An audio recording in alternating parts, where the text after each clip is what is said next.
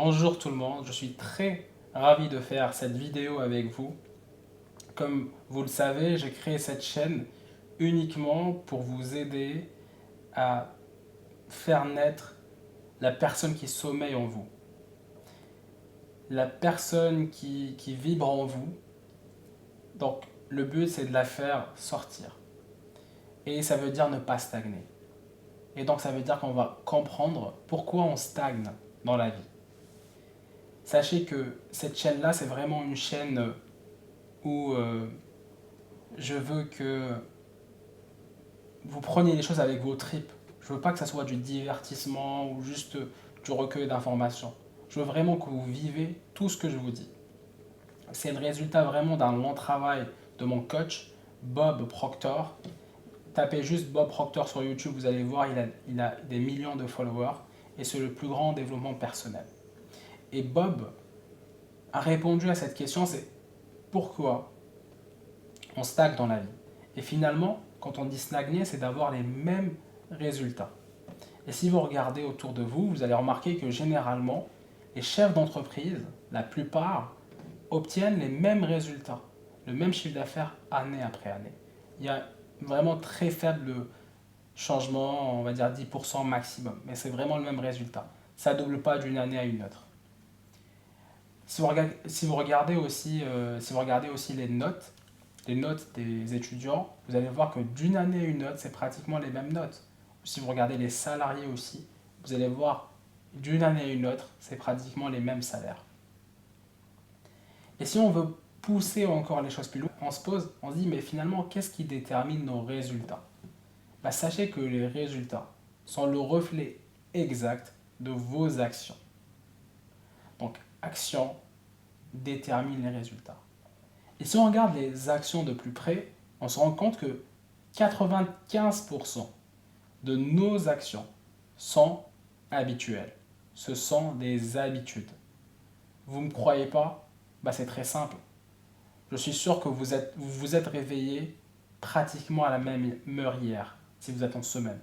Peut-être pas en week-end, mais en semaine, c'est sûr que vous vous réveillez pratiquement chaque fois à la même heure. Vous faites généralement la même chose aussi, juste après votre réveil. Peut-être que vous scrollez sur TikTok ou sur les réseaux sociaux. Peut-être aussi vous allez faire du sport. Et donc, généralement, c'est toujours la même chose. Si vous regardez votre journée aussi, vous allez vous rendre compte que la plupart du temps, ce sont des habitudes. Et si maintenant vous poussez les choses plus loin, dans notre conscience, et se dire, ok, mais qu'est-ce qui détermine mes habitudes? Les chercheurs ont trouvé que les habitudes sont déterminées par nos pensées. Donc ce sont nos pensées qui se répètent 99%. Il me semble qu'on a 200 000 pensées par jour et 99% sont identiques.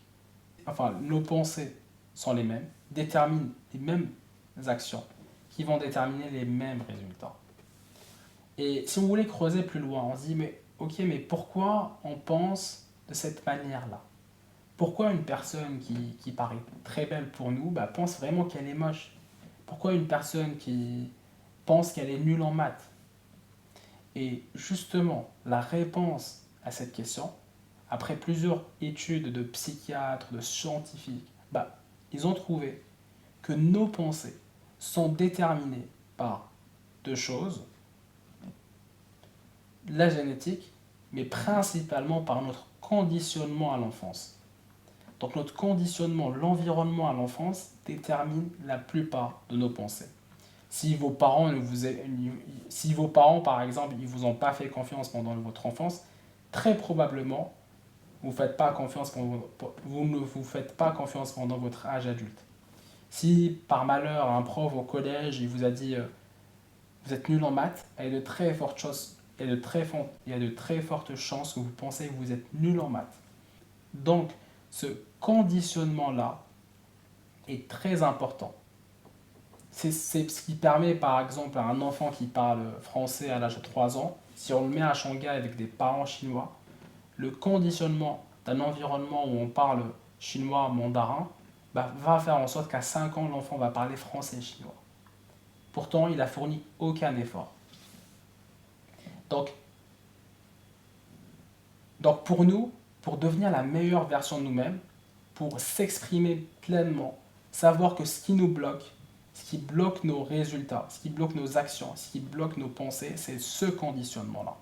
Et donc on va faire des exercices, des prises de conscience pendant la journée.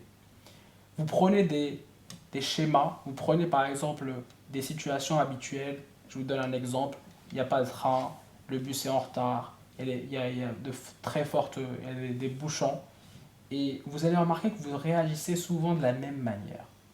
Et là, ce que vous allez faire, vous allez juste prendre conscience de ça. Vous allez dire, tiens, voilà, il y a eu ce conditionnement là et j'ai réagi comme ça. Et si je pouvais réagir, si je pouvais répondre d'une nouvelle manière, et si je pouvais apporter une nouvelle solution, bah, juste l'instant où on prend conscience, bah, ça peut changer complètement notre vie. Donc, je veux que vous ayez dans votre journée des moments de prise de conscience de ces conditionnements-là. Je veux vraiment que vous passiez à l'action et que vous vous dites, voilà, je vais noter tous les moments où je prends conscience de mes conditionnements. Vous recevez une lettre, par exemple, vous allez soit avoir peur ou être content, mais généralement, la plupart des gens, ils ont peur. Donc c'est un conditionnement. Vous recevez un email, je ne sais pas. Donc ces conditionnements-là, vous allez juste prendre conscience de ça. Et je vais vous montrer pendant les prochaines vidéos comment changer de pensée pour changer nos habitudes et pour changer nos résultats. Donc si vous avez kiffé cette vidéo, si vous avez apprécié, n'hésitez pas à liker. Si vous avez des questions, je suis là pour vous répondre. Et surtout, si vous aimez vraiment, n'hésitez pas à vous abonner pour que d'autres personnes puissent connaître ce contenu.